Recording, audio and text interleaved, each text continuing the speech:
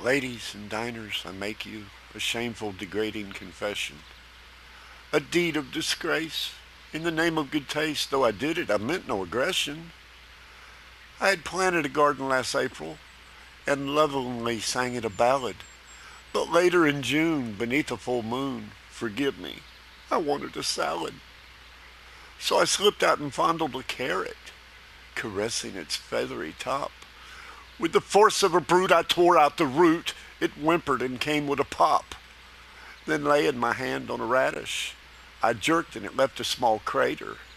Then with the blade of my true value spade, I exhumed a slumbering tater. Celery I plucked, I twisted a squash. Tomatoes were wincing in fear. I choked the romaine, it screamed out in pain. Their anguish was filling my ears. I finally came to the lettuce as it cringed at the top of the row. With one wicked slice, I beheaded it twice. As it writhed, I dealt a death blow. I butchered the onions and parsley. My hoe was all covered with gore.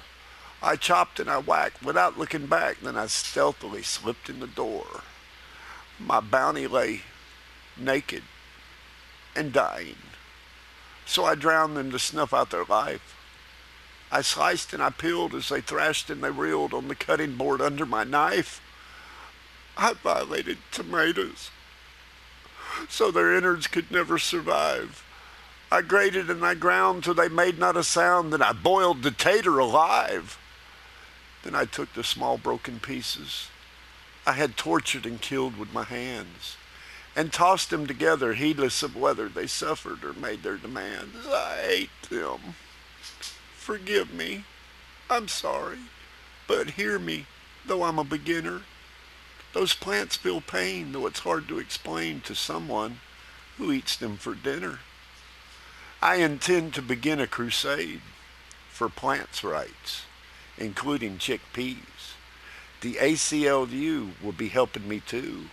In the meantime, please pass the blue cheese.